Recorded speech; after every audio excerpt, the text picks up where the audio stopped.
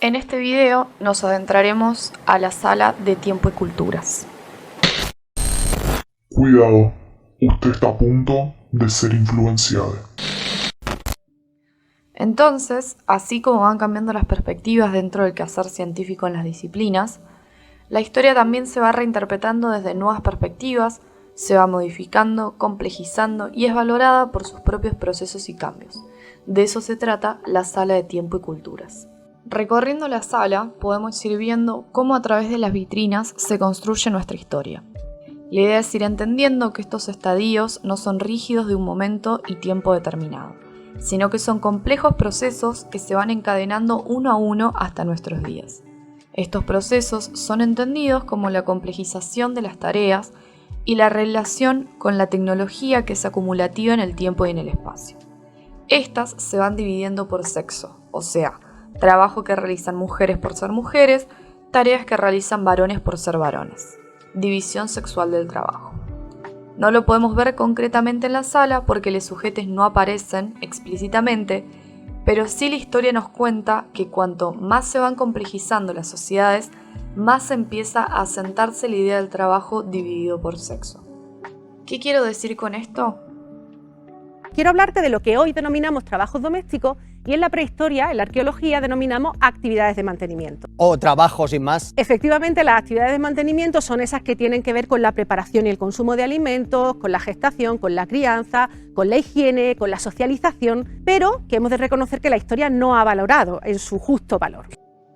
En la complejización de esas sociedades empiezan a realizarse nuevas y más tareas, donde las domésticas o de mantenimiento, que son más que las tareas dentro de la casa, quedan para las mujeres y las más públicas para los varones. La guerra, cazar, negociar, dirigir, hacer rituales, el control de los saberes y del poder. Y volvemos con la premisa de más arriba, que no estemos ahí haciendo tareas públicas no significa que no las hubiéramos realizado.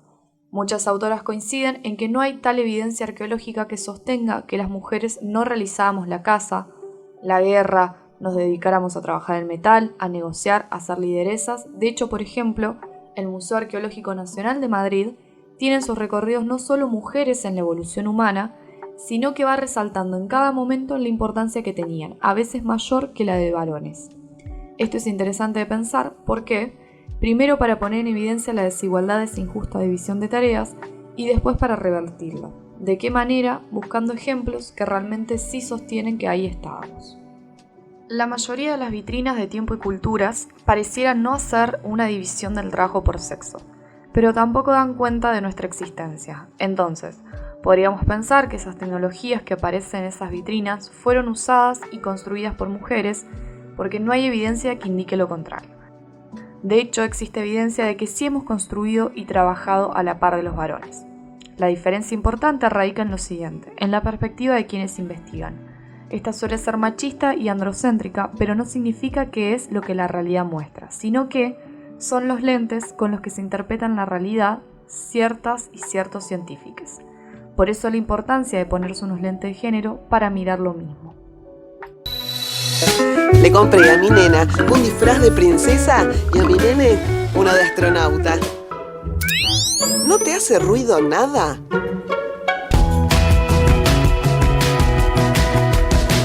En esta cultura machista en la que vivimos, recibimos cotidianamente un montón de información, pequeños detalles, gestos, actitudes, que nos dejan en claro que las mujeres no somos tan importantes y que nos empujan a ocupar determinados roles. Usamos la metáfora lentes violetas para explicar cómo cambia la visión del mundo cuando empezamos a tomar conciencia de todas las desigualdades en las que vivimos.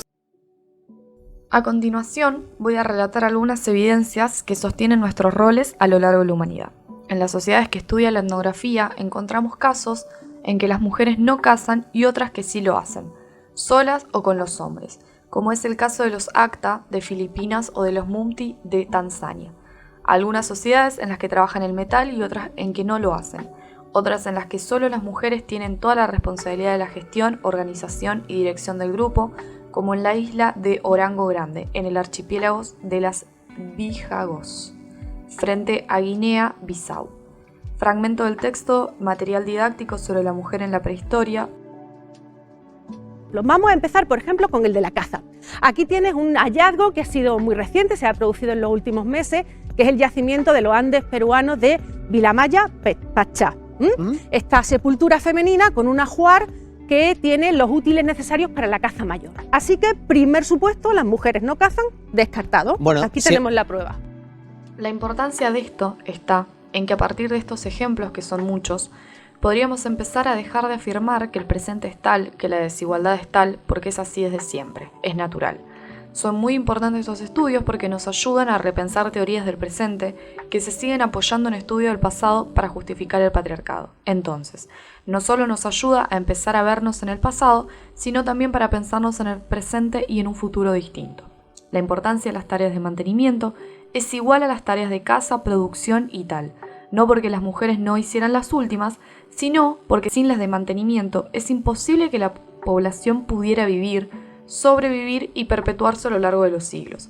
La única mujer que aparece en las carteleras de la Sala de Tiempo y Culturas es en la de Santiago del Estero, tejiendo. Una tarea que desde la perspectiva arqueológica no es ni fue tomada como principal, aunque ha tenido un uso y un significado importantísimo que va más allá de la vestimenta, pasando por el culto, el entierro, el prestigio y el poder.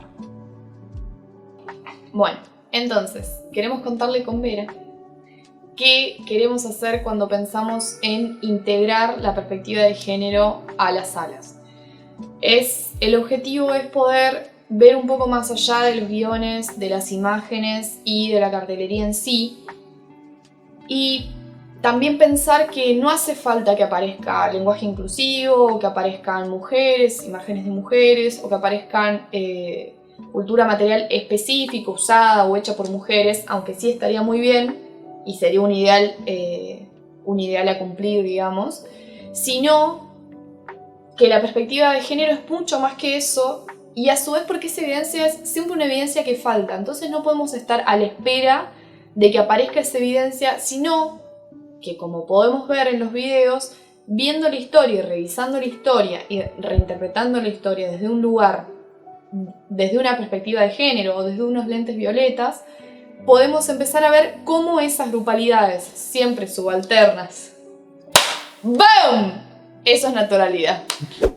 Entonces podemos ver cómo esas grupalidades, siempre subalternas o siempre subalternizadas, que se suponían ausentes, empiezan a aparecer. Entonces, la idea es poder dejar de anteponer supuestos teóricos, supuestos políticos, supuestos ideológicos, hasta supuestos metodológicos de los propios investigadores, para poder empezar a revisar esa historia, a criticar esa historia y poder de alguna forma pensar en construir una historia más integral y desde unos lentes de género, y para poder proyectarnos, o para que esos grupos siempre ausentes puedan proyectarse en un futuro, en esa historia en un futuro. Y me gustaría terminar con estas preguntas. ¿Por qué es necesario buscar evidencia de que las mujeres y otras grupalidades hicieron tal o cual cosa? ¿Dudamos de que los hombres cazaran, negociaran o mantuvieran el poder político? ¿Buscamos evidencia de estas acciones? ¿Y por qué con las mujeres sí? La única forma que encuentro para explicar esto es el patriarcado. Dada nuestra supuesta inferioridad, tanto en inteligencia como en fuerza, no podríamos o no deberíamos realizar ciertas actividades, entre mil comillas. Esa supuesta inferioridad está comprobada por varones con criterios que nada tienen que ver con la realidad. Porque si nos ponemos a revisar la historia, vemos mujeres fuertes en los Juegos Olímpicos, por ejemplo, mujeres ganando premios científicos y miles de ejemplos más.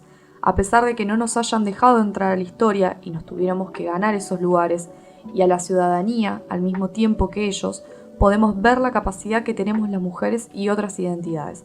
Nos dimos cuenta que no es que no seamos inteligentes o fuertes, sino que no nos permitían poner a jugar nuestras capacidades. Educar en perspectiva de género significa educar en igualdad de derechos.